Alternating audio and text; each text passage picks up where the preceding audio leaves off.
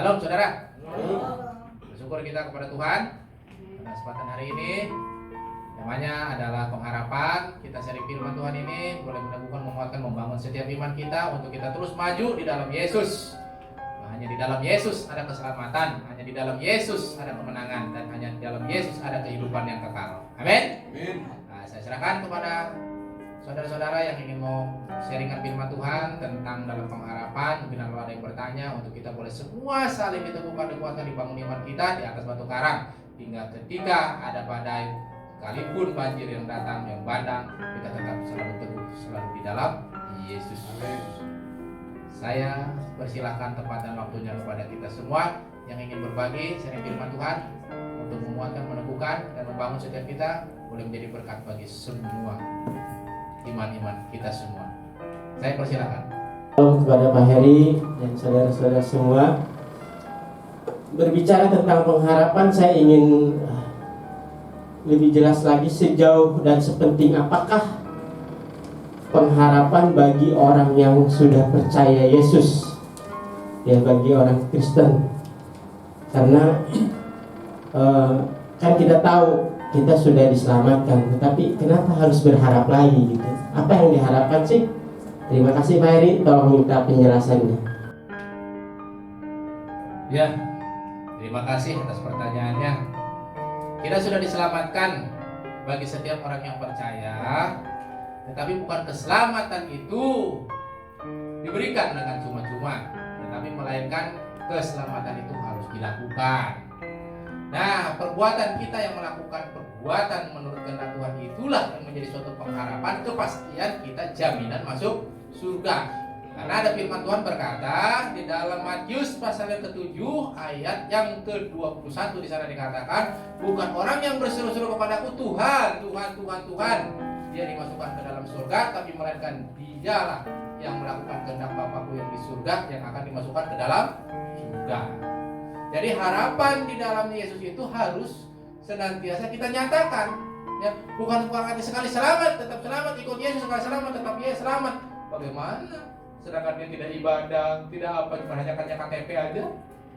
Nah, jadi tidak semua, karena penghakiman akan dimulai dari rumah Tuhan terlebih dahulu. Kalau saja anak-anak Tuhan, rumah Tuhan, artinya orang percaya saja dihakimi, bagaimana dengan orang yang tidak mengenal Tuhan? Nah, harapan di dalam Yesus ini, kita semua sebagai orang-orang percaya ada kepastian ketika kita mau melakukan. Ya, karena di dalam Yesus ada pengampunan dosa ketika kita mau melakukan. Contoh, misal, kalau engkau tidak mengampuni, maka Bapamu di surga pun tidak akan mengampuni.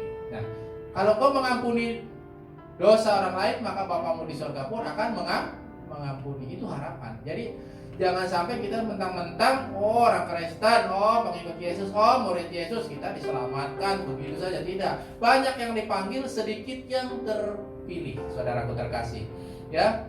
Di sana firman Tuhan dikatakan pun di dalam Matius pasal yang ke-7 ayat yang ke-14 pun di sana dikatakan, sesat dan sempitlah jalan menuju kehidupan dan sedikit orang yang mendapatkannya. Jadi harapan di dalam Yesus kita harus melakukan, karena iman tanpa perbuatan adalah sia-sia alias mati. Mungkin itu saja Pak yang saya bisa sampaikan. Terima kasih Pak Heri. Ya, Tuhan Yesus berkati. Mungkin ada yang lain? Ini bertanya Pak. Iya, saya dengar Pak. Ini saya bertanya Pak, kan ada di dalam Alkitab dikatakan ada 3 yang penting: iman, pengharapan, dan kasih. Dan nomor 2 itu adalah pengharapan di awal, iman, dan di terakhir adalah kasih. Pertanyaan saya begini Pak, apakah bisa kita buang iman itu, kita buang kasih itu, kita berjalan pengharapan saja? Nah, itu aja pertanyaan saya dulu. Terima kasih. Ya, baik, saya akan jawab. Di dalam kitab pasal Roma pasal 12 ayat yang ke-12 di sana katakan, bersukacitalah dalam segala pengharapan, bersabarlah dalam segala kesesakan, dan bertekunlah dalam doa.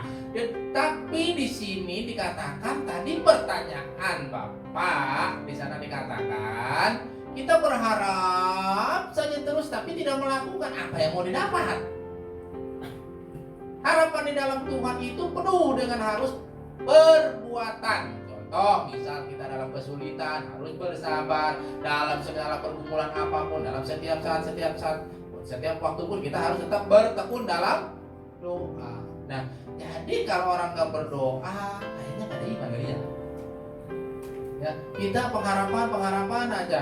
Misal kayak orang misalnya mempunyai harapan, mempunyai pengharapan, tetapi tidak mau melaksanakan, bagaimana mau menggapai? Nah, jadi semua ketiganya itu harus ada iman, pengharapan, dan kasih, itu harus lengkap gitu. Ya, harapan di dalam Yesus ini adalah perbuatan. Harapan kita kalau melakukan ini, oh ini loh buahnya. Oh kalau kita melaksanakan, oh ini loh hasilnya. Oh kalau kita berbuat ini, oh ini loh untungnya. Gitu loh Pak. Jadi pengharapan ada, tapi kita harus di dalam Tuhan. Karena hidup di dunia ini adalah sesaat. Kalau kita punya harapan aja, tapi kita nggak ada ending akhirnya, hanya sesaat di dunia untuk apa? Orang di luar yang pun nggak punya iman pun banyak yang seperti itu, tapi akhirnya mati dan binasa. Gitu. Semua orang punya pengharapan. Jangan kata orang yang beriman, yang nggak punya beriman, yang nggak beriman pun tetap punya pengharapan. Oh anaknya pengen begini, sekolahnya tinggi, misalnya begini, bla bla bla. Oh kalau ini biar punya mobil, biar punya motor, biar punya rumah bagus. Wah suaminya biar yang ganteng ya, istrinya yang cantik. Kan itu harapan. Tapi kan semua harus dengan upaya, dengan usaha kan gitu. Jadi melakukan perbuatan. Jadi harapan terus kita lakukan, tetapi kita binasa banget. Karena hidup di dunia ini sesuai di dalam firman Tuhan. 1 Petrus pasal 1 ayat yang ke-17 di sana dikatakan, kalau kamu memanggilnya sebagai Bapa yang tidak memandang rupa, yang ia akan menghakimi setiap manusia menurut perbuatannya. Hendaklah kamu hidup rasa ketakutan ketika kamu menumpang di dunia ini. Nah, jadi perbuatan Pak. Nah, kita semua akan kembali kepada Tuhan. Kalau harapan yang hampa buat apa? Pengharapan yang semu buat apa gitu. Sekalipun kita berkelimpahan harta tapi ujung-ujungnya mati, masuknya koin, masuk ke jurang maut, untuk apa? Tidak ada iman. Karena di sana di dalam kitab Wahyu pasal 20 ayat 15 secara dikatakan, barang siapa yang tidak diketemukan namanya dalam daftar buku kehidupan, dia akan dilemparkan ke jurang api, lautan api. Jadi harus ada iman Pak. Gitu. Jadi kalau hanya sekedar pengharapan aja, itu semua orang yang berdosa pun mempunyai pengharapan. Jadi kita pengharapan ini di dalam Yesus. Seperti apa sih figur Yesus, seperti apa sih perbuatan Yesus, seperti apa sih yang dilakukan Yesus, dan bagaimana sih kehidupan Yesus, gitu Pak maksudnya Pak. Jadi kita pengharapan tapi di dalam Tuhan Pak. Segala sesuatu dalam hidup ini kita lakukan dengan penuh kesabaran dan penuh dengan ketekunan hingga kita mencapai tujuan, kita meroleh kehidupan yang kekal. Mungkin itu saja Pak. Satu lagi Pak, ya contohnya nih Pak, saya kan berharap nih, ini pengharapan ceritanya Pak. Saya kan mau ke gereja nih hari Minggu besok, dari mau berangkat nih kan mendung, nggak mendung. Ternyata saya berharap supaya tidak hujan gitu Pak. Ternyata hujan deras, harapan saya nggak terkabul. Bisa nggak saya nggak datang ke gereja itu Pak? Begitu Pak. Kalau semua itu kembali kepada hati Pak, itu yang sifatnya adalah sifat kepribadian Pak. Ya, kepribadian seseorang tersebut. Ya, orang itu mau datang atau tidak itu bukan urusan saya, tetapi urusan orang tersebut dengan Tuhan. Makanya kalau jadi anak Tuhan itu yang berpengharapan yang pasti itu harus melakukan firman Tuhan Pak. Kita sudah jelas kita mau datang ibadah tapi mendung. Nah ini ya, terkadang ada nyanyian pujian ya kan, ada nyanyi pujian kan, pujian orang Kristen kan enak-enak ya kan. Walaupun badai silih berganti dalam hidupmu, ku tetap cinta Yesus selamanya. Nyanyinya pintar dia orang Kristen. Ya, kira baru mendung aja sudah enggak. Padahal mendung itu belum tentu berarti hujan. Jadi jangan kalau cinta aja dari ujung berumpun, wah petir, sambar petir, geledek petir, jalan terus. Tapi kalau buat Tuhan itulah Pak, kadang-kadang meragukan. Nah, inilah pengharapan kita di dalam Tuhan. Marilah kita sungguh-sungguh, karena firman Tuhan di dalam 1 Korintus pasal 15 ayat yang ke-58 berkata, berdirilah teguh dalam pekerjaan Tuhan, dan jerih payahmu tidak sia-sia. Begitu Pak. Ya, itu saja mungkin Terima kasih, Pak. Terima kasih, yang Pak. saya bisa jawab Pak. Bertanya Pak, kalau kita kan mengatakan kuatkan dan teguhkanlah hatimu, katanya kan kalau kamu berharap sama Tuhan. Terkadang kita manusia ini kan udah berharap sama Tuhan sepenuhnya, tapi harapan kita yang kita inginkan itu nggak keburu ada tuh.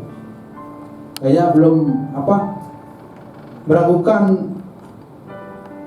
apa yang kita harapkan sama Tuhan itu datang gitu. Apa yang harus kita lakukan biar harapan kita itu terkabul oleh Tuhan? Terima kasih. Bagi sudah berkati. Ya, baik, saya jawab. Di dalam kitab Yakobus pasal yang pertama di sana dikatakan bahwa setiap orang yang bimbang, ya, bagaikan, ya, seseorang itu di tengah-tengah kapal, di tengah-tengah perahu, yang di tengah-tengah lautan, yang diombang-ambingkan kian kesana kemari. Jadi kalau tidak mantap di dalam Tuhan, pengharapannya pun jangan harap mendapatkan sesuatu dari Tuhan. Itu Pak. Jadi di dalam Tuhan jangan panas enggak, dingin enggak, nanti akan dimuntahkan. Gitu. Jadi kalau di dalam Tuhan itu harus sungguh-sungguh. Di dalam kitab Ulangan pasal yang ke-28 ayat 8 dan 9, di sana bahwa Tuhan akan memerintahkan berkat atasmu. Ya, yang perkataannya di sana, ketika engkau berpegang teguh kepada firman Tuhan. Ya, jadi kita di sini harus melakukan sesuai kehendak, mempunyai keyakinan yang kokoh sebagaimana firman Tuhan berkata di sana sudah menjelaskan. Seandainya kamu punya iman sebiji sawi saja, kamu dapat memindahkan gunung. Nah, di mana imannya gitu loh. Jadi kalau pengharapan di dalam Tuhan itu harus yakin seyakin-yakinnya, jangan setengah-setengah hati. Karena Tuhan juga tidak mau memberkati kita itu setengah-setengah, ya, tapi sepenuhnya. Ya, Tuhan juga kalau menolong kita juga tidak sepotong-sepotong, tapi seluruhnya. Amin. Nah, jadi di dalam pengharapan di dalam Yesus itu harus mantap, mempunyai keyakinan yang kokoh, yang teguh dengan kerendahan hati, memohon meminta kepada Tuhan, berbalik daripada yang jahat kepada yang benar, maka Bapamu di surga akan mendengar dan Tuhan akan mengabulkan doamu. Amin. Nah, jadi pengharapan di dalam Tuhan itu harus mantap. Ya dan amin. Ya, lakukan. Ya, kata Tuhan lakukan. Nah, sebagaimana saya beri contoh misalnya Nuh, ya. Nuh katanya suruh buat bahtera, ya. Nuh suruh buat bahtera di tengah-tengah gunung, di atas gunung. Karena orang kata, lu gila amat lu, katanya. Bikin bahtera segitu gedenya, ya. Lu mau aja karena dia taat kepada Tuhan. Nah, jadi kita di dalam Tuhan itu harus taat dengan suara Tuhan dan patuh aja melakukan firman Tuhan. Apa yang menjadi harapan kerinduan kita pasti akan diberkati Tuhan. Sebagaimana Nuh melakukan apa menjadi bagiannya, taat kepada Tuhan, lakukan firman Tuhan, apa perkataan Tuhan, akhirnya Nuh diselamatkan dari air bah. Begitupun kita juga seperti demikian, harus taat dan lakukan firman Tuhan, harus yakin dan percaya, maka kita akan diselamatkan Tuhan. Mungkin itu saja Pak yang saya bisa sampaikan. Tuhan Yesus memberkati Pak. Jadi Pak, pengharapan itu selain disertai dengan iman harus disertai dengan ketaatan gitu, atau ada sesuatu lagi yang selain ketaatan sesuai dengan firman Tuhan, kriteria apa yang bisa mendukung pengharapan kita tuh bisa terkabul oleh Tuhan? Hidup yang berkenan di mata Tuhan. Jadi kalau hidup berkenan di mata Tuhan kita akan selalu diberkati oleh Tuhan. Ya, jadi kalau kita pengharapan di dalam Tuhan, tapi kita masih melakukan juga yang kurang pas di dalam kehidupan kita, Tuhan juga tidak berkenan. Ya, kadang-kadang harapan kita ini nggak dikabul-kabulkan karena kemauan kita tidak sesuai dengan keinginan Tuhan. Tuhan, aku ingin punya pesawat. Tuhan, aku ingin punya helikopter. Tuhan, aku ingin punya perahu layar. Jadi terlalu berlebihan, padahal tukang dagang sempol kan itu nggak sesuai gitu loh.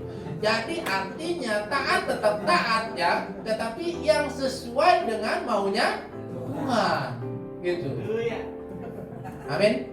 Ya, jadi itu aja. Jadi ketaatan, kesetiaan, ketulusan itu harus dimiliki oleh setiap orang percaya agar pengharapan di dalam Tuhan, karena Tuhan tahu rancangan yang ada dalam hidup saudara dan saya adalah bukan rancangan kecelakaan, tapi memang rancangan yang penuh harapan, meraih hari esok yang penuh dengan damai sejahtera.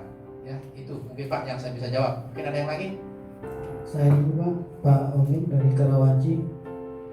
Saya mengutip kesaksian dari Paulus M. yang ditulis di Januari 2005. Agama hanya sebagai perangkat, bukan penyelamat. Maka dari itu cepatlah bertobat sebelum terlambat, selagi pintu pertobatan masih dibuka dengan lebar bagi orang yang masih hidup di dunia ini. Oleh sebab itu mulai saat ini imanilah dan percayailah bahwa Yesus Kristus, Isa Al-Masih atau Yeshua HaMashiach itu adalah Tuhan dan Juru Selamat saudara secara pribadi, serta Tuhan dan Juru Selamat seluruh umat manusia. Maka saudara dijamin secara pasti masuk surga alias selamat dari ancaman hukuman siksa api neraka. Roma 5 ayat 8-10. Sekali lagi, renungkan, pertimbangkan dan putuskanlah.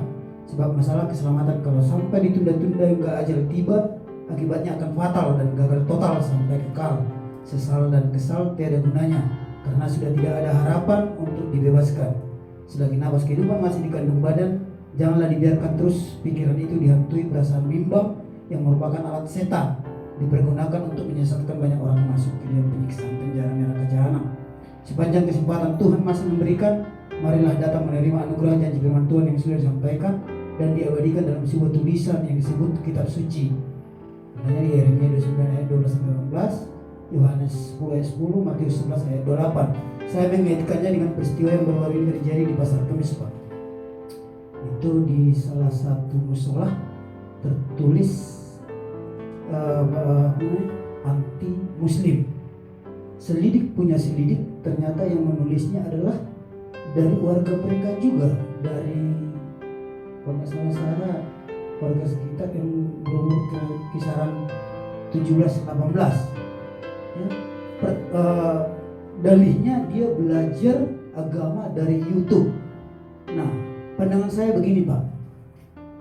Ini kan masih pandangan dulu, belum pertanyaan. Pandangan saya begini, Pak. Ini kan mempertentangkan antara umat Muslim dan umat Kristen ketika tulisan itu ada. Jadi pertanyaan saya begini, sehubungan dengan tema kita pada hari ini, bagaimana pengharapan yang benar di dalam Kristus Yesus untuk menghadapi orang-orang yang seperti ini? Demikian, Pak. Ya, baik. Kita kembali kepada kebenaran firman Tuhan. Ini pertanyaan sebenarnya panjang, cuman dijawabnya cuman simpel. Kembali lagi kepada hati kita. Pengharapan menurut sesuai dengan iman kita. Ya. Di dalam segala kehidupan kita, di dalam Kristus Yesus tidak pernah diajarkan yang tidak baik, yang tidak pantas, yang tidak sopan. Sebagaimana firman Tuhan, ya.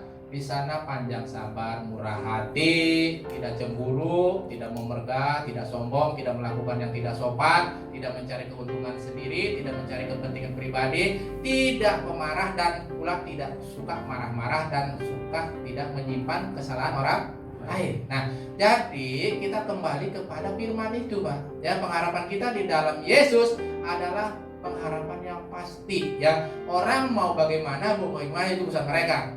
Ya, kita jangan terpancing dan jangan suka ikut-ikutan hal-hal yang sifatnya tidak bagus, tidak baik, tidak benar. Sudah. Jadi lakukanlah yang benar karena Yesus itu adalah jalan dan kebenaran. Begitu saja Pak, simpel Pak. Ya. Shalom Pak Eri, saya Triana dari Terusia. Saya cuma mau tanya, apa harapan Pak Heri sebagai seorang gembala terhadap kita, terhadap jemaat, harapan yang terdalam dan kerinduan Pak Heri untuk kita semua. Terima kasih. Saya sebagai pelayan Tuhan, harapan saya, kerinduan saya ke depan untuk umat gereja ini saling selalu terus untuk mengasihi. Jangan pandang merek gereja, jangan pandang saya, tapi pandang Kristus. Harapan saya ke depan. Jadi jangan gara-gara ibadah, gara-gara saya, ya. Jadi ibadah, nggak ada saya, nggak ibadah. Jangan. Jadi harapan saya, kerinduan saya, seluruh umat jemaat Tuhan yang sudah bersama-sama kami di tempat ini, khususnya saya punya kerinduan untuk terus maju, taat dan setia kepada Tuhan dan saling mengasihi satu dengan yang lain, karena kasih itu banyak sekali menutupi dosa. Karena kenapa saya perhatikan di dalam penggembalaan, di dalam pemimpinan ini semua banyak sekali orang kan kadang-kadang, ya Ibu, kadang-kadang ada orang yang cari muka jemaat tuh, ya. Kadang-kadang jemaat itu kadang iri-irian gitu tuh, ya. Karena di dalam 1 Petrus pasal yang keempat ayat yang ke-8, harapan saya, ya, semua umat Tuhan, jemaat Tuhan khususnya, ya, yang bersama-sama melayani maupun sebagai jemaat, ya, semua yang bersama-sama yang telah dipersatukan satu kemahnya, dan seluruh anak Tuhan dimanapun saja berada khususnya, ya. Di sana 1 Petrus pasal yang keempat ayat yang ke-8 di sana, kasih adalah satu akan yang lain. Karena kasih itu banyak sekali menutupi dosa. Karena banyak di dalam gedung gereja, pelayanan, umat Tuhan, anak Tuhan, murid Yesus, itu banyak sekali sering adu mulut, pertengkaran, hati-hati. Nah, itu yang saya tidak harapkan. Jadi harapan saya semua saling mengasihi dan saling memberkati, dan tujuan ke depan biar nama Tuhan saja yang dipermuliakan. Itu saja Ibu, terima kasih atas pertanyaannya. Salam Pak Heri, saya Ibu Sumi mau bertanya kepada Bapak. Sebagaimana saya mengikuti dari awal bagaimana Bapak mengenal Kristus itu, yang membuat hati saya tertarik. Yang tadinya Bapak itu bukan penyembah kepada Yesus, tetapi di dalam Bapak mengenal Yesus dan pengharapan itu yang seperti apa yang kami boleh dengarkan dari Bapak itu, kita berharap kepada Tuhan. Tetapi sebagai orang Kristen yang sudah lama kita mengenal Yesus, kadang di dalam pengharapan ini tidak mudah. Justru orang Kristen sendiri sering kecewa di dalam pengharapan itu karena apa yang dia harapkan tidak juga dia dapati di dalam hidupnya. Tetapi suatu hal yang menarik dalam hidup saya, sebagaimana Pak Heri yang tadinya tidak mengenal Yesus sebagai Tuhan dan Juru Selamat, boleh sepenuhnya berharap. Saya di dalam hidup saya bertanya-tanya, di saat Bapak berharap itu tentunya banyak sekali masalah, keadaan yang buruk Bapak hadapi. Tapi saya pengen tahu bagaimana sih Bapak itu bisa di saat berharap, di saat banyak masalah, Tuhan tetap menjadi pilihan Bapak dalam hidup Bapak, sehingga Bapak sampai saat ini boleh Tuhan pakai dengan luar biasa menjadi berkat bagi banyak orang. Ya, demikian pertanyaan saya Pak. Ya, terima kasih Ibu pertanyaannya. Pengharapan saya di dalam Yesus, mengapa saya selalu taat dan setia dan berharap selalu di dalam Yesus? Karena di kolong langit di atas bumi ini, di dalam kitab Kisah Rasul pasal 4, di sana dikatakan ayat ke-12, tidak ada nama lain yang bisa menyelamatkan melainkan hanya Yesus. Itu yang menjadi harapan utama, ya. Di dalam kitab Yesaya pasal pertama ayat 18, sekalipun dosamu merah seperti termiji, maka akan dijadikan putih seperti salju. Sekalipun merah seperti kain kesuba, akan dijadikan putih seperti bulu domba. Jadi hidup pengharapan di dalam Yesus, ada kepastian di dalam Kisah Rasul pasal yang ke-10 ayat 43, di dalam Dia ada pengampunan dosa. Nah, jadi saya berharap terus kepada Yesus karena Yesus sudah menyatakan dirinya ada di surga. Di dalam pergumulan saya seperti apapun, seperti kelemahan, tantangan dalam hidup, dalam melayani, bahkan dalam hidup sehari-hari, bahkan semua dalam segala hal apapun, di dalam setiap manusia pasti ada pergumulan, tidak mungkin tidak. Tetapi saya taruhkan hidup saya di hadapan Tuhan. Biar Tuhan yang berkarya dalam hidup saya. Justru di dalam segala kelemahan, di dalam 2 Korintus pasal yang ke-12, di sana dikatakan ayat yang ke-19, di dalam kelemahan justru kuasa Tuhan akan nyata. Nah, jadi saya di dalam Yesus itu sangat bersukacita, bersyukur di dalam Dia, karena saya lahir dari Dia, untuk Dia, dan akan kembali kepada Dia. Jadi dunia ini hanyalah sementara. Bagi saya lebih utama untuk terus hidup berpengharapan di dalam Yesus dan belajar melakukan firman Tuhan. Mungkin itu saja Ibu, dengan simpelnya saya jawab. Pak Eri, saya MC dari Biasa. Saya mau nanya begini Pak Eri, sebagai orang yang punya pengharapan kepada Tuhan Yesus, semakin kita memiliki pengharapan yang tulus kepada Tuhan Yesus, kenapa Tuhan selalu izinkan masalah-masalah di dalam kehidupan kita Pak Eri? Itu aja jadi pertanyaan saya Pak Eri. Terima kasih. Ya, terima kasih Ibu pertanyaannya. Bagaimana kita mau mendapatkan suatu mujizat atau keajaiban yang dikatakan bahwa di dalam kitab Ibrani pasal 13 ayat yang ke-8, Yesus Kristus itu tetap sama dulu, sekarang, dan sampai selamanya. Kasih kuasanya tak pernah berubah. Nah, di dalam persoalan masalah inilah kita boleh menikmati bahwa kuasa Tuhan itu nyata. Lewat apa? Lewat masalah. Kalau tidak ada masalah, tidak ada mujizat. Gitu. Jadi kita harus terus berdiri teguh di dalam Tuhan. Karena saudara tahu hidup kita, jerih payah kita di dalam Tuhan tidak akan pernah kembali dengan sia-sia. Masalah tentu pasti ada. Orang beriman gak beriman tetap mempunyai masalah. Ingat di dalam Roma pasal yang ke-8, di sana dikatakan ayat yang ke-28, Roh Tuhan turut bekerja mendatangkan kebaikan. Ayat yang ke-37 di sana dikatakan menjadikan kita pemenang, bahkan lebih dari seorang.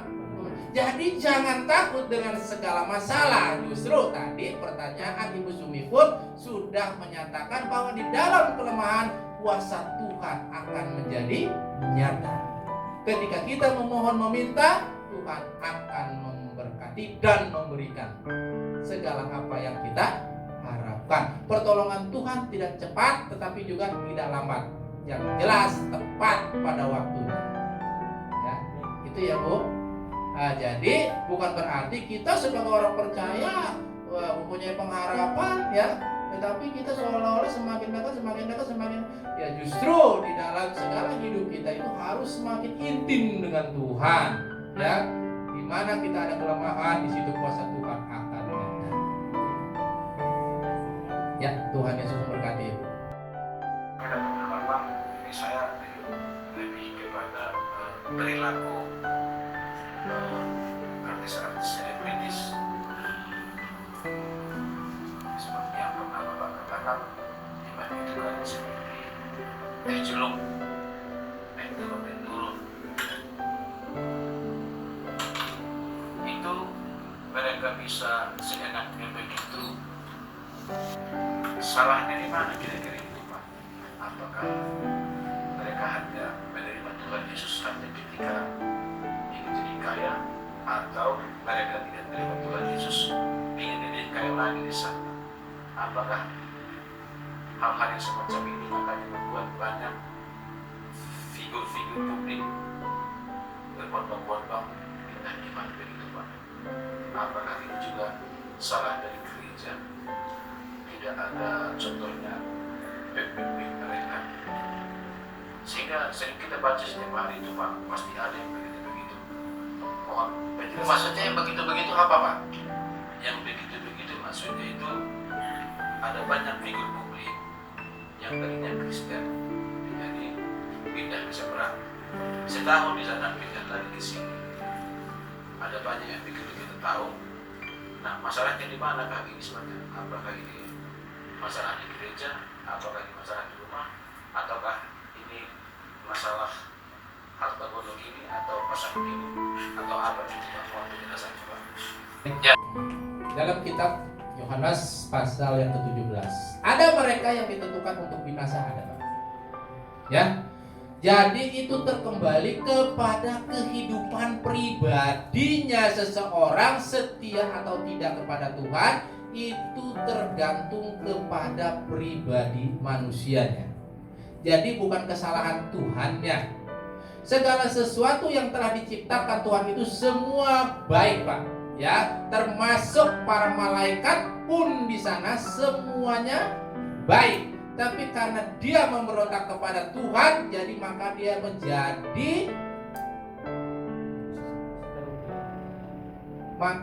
menjadi ditolak oleh Tuhan dari tempat yang kudus. Di dalam kitab Matius pasal yang ke-25 di sana dikatakan ayat yang ke-41 ya. Di sana semua yang Tuhan ciptakan itu baik para malaikat dengan seluruh semua yang ada di dunia ini. Tetapi karena pemberontakan mereka lah ya, yang membuat mereka yang semuanya karena kemauan, keinginan dia sendiri yang menolak Tuhan. Jadi hal itu nggak usah kaget, nggak usah ragu, nggak usah takut ya Pak. Jadi itu kembali kepada hati kita. Kita mau memberontak kepada Tuhan atau tidak ya. Kalau masalah antara kaya dan miskin, orang yang beriman ada yang kaya, ada yang miskin. Yang tidak beriman, yang kaya banyak, yang miskin juga banyak. Jadi hal yang begitu itu tidak bisa disangkut pautkan Pak ya dengan hati ya, dengan hati artinya dengan iman ya. Karena iman itu tidak bisa diperjualbelikan ya. Kalau memang itu karena keinginannya seperti itu kembali kepada beliau ya, kepada oknumnya sendiri-sendiri. Karena di dalam Yesus itu tidak ada pemaksaan sedikit pun Pak ya. Jadi tidak aneh, tapi yang jelas penggenapan firman Tuhan akan terjadi. Yang awal akan menjadi yang akhir akan menjadi yang awal, yang terdahulu menjadi terkemudian menjadi yang terdahulu, sebagaimana kitab Injil Lukas pasal 13 ayat yang ke-30 tadi Pak. Jadi masalah orang itu pindah ke sono kemari, pindah ke sono kemari, pindah ke sono kemari, itu masalah pribadi yang saya tidak pernah tahu ya. Kalau orang semua tahu begini atau orang semua ikut berbondong-bondong, kembali ke masing-masing punya pemikiran, punya semua pemahaman, semua punya pengertian, terkembali itu adalah hak masing-masing ya. Ikut selamat, nggak ikut ya binasa. Itu aja. Jadi kembali di sana dikatakan di dalam Ibrani pasal yang ke-10 ayat yang ke-38, di sana dikatakan firman Tuhan, barang siapa dia ya telah ya, coba tolong dibacakan yang keras ini satu ayat ini. Coba tadi yang bertanya agar tahu firman Tuhan ini. Ibrani pasal 10 ayat 38. Coba tadi yang bertanya Pak, siapa itu? Agar jelas Pak, ini kitab suci Pak. Tetapi orangku yang benar akan hidup oleh iman, dan apabila ia mengundurkan diri, maka aku tidak berkenan kepadanya. Ibrani 10 ayat 38. Amin. Jelas ya. Orang benar akan hidup oleh iman ya. Kalau dia punya iman dia terus benar ya. Kalau dia mengundurkan diri, Tuhan akan menolak ya. Jadi Pak, begitu aja, nggak usah repot ya.